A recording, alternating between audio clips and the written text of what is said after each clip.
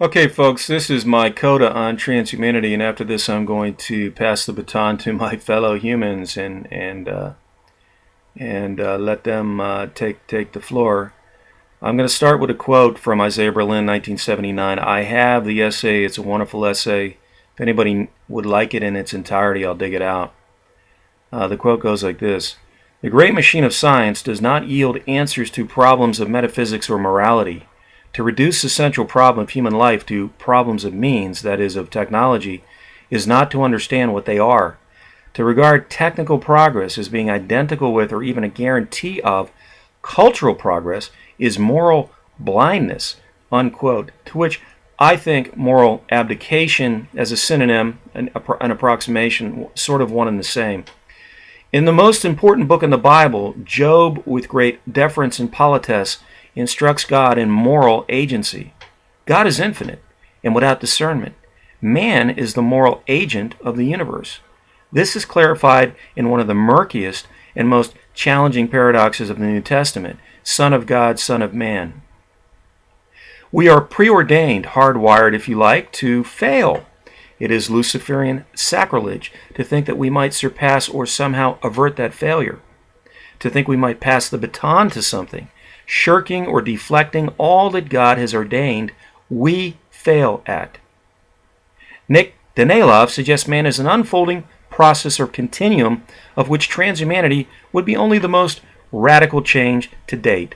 Change, says Nick, is the only constant. I would agree that the journey of life tests and instructs us in an experiential sense, yet change, while an apparent constant, is really a whole cloth illusion. There is a central fixity, a soul. Call it a consciousness if you like. I think of T.S. Eliot's still point. I am convinced the soul I have today is the soul I rode in on.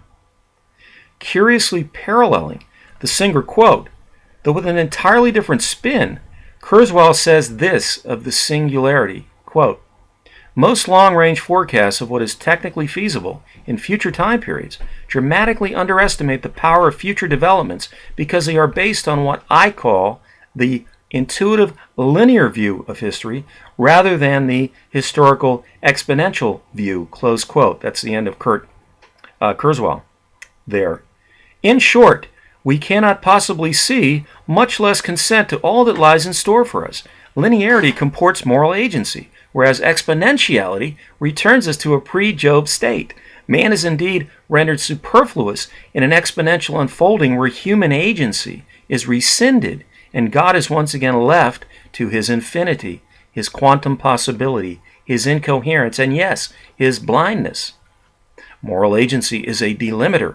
This behavior causes that outcome.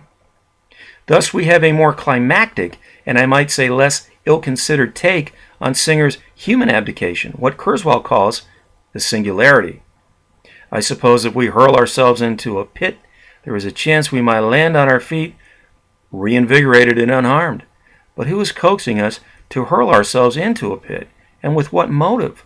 I have an idea, but I'll keep my religion mostly to myself. Just as hubris leads to denouement and pathos, the human pyramid is a disguised abyss. Kurzweil champions blindness and the embrace of all that cannot be seen nor morally appraised. The idea that a machine torqued up a trillion times from a computational speed of 10 to the 16th bits per second, that's the human brain, to 10 to the 40th, which is projected for machines in the 2030s, to think that will cause some analog of human consciousness to rise out of the heat and friction, well, that seems a fanciful non sequitur. If human intelligence is so damn smart, why does it unfailingly deliver us to hubris? If human intelligence is so damn smart, why do we need transhumanism to rescue us from the former's endless bounty, or maybe we should say to bail us out from greenhouse gases, Fukushima, etc., etc.? Finally, transhumanism does not come towards us unaccompanied by power. Technology is a control paradigm. High-tech surveillance is our future. Moreover, our shocking capitulation was anticipated by Jacques Ellul, who, speaking of technology, said back, I think, the late 60s, early 70s, quote, "I cannot help recalling the story in the Bible, Esau and the lentil broth. Esau, who was hungry, is prepared to give up the blessings and promise of God in exchange for some lentil broth.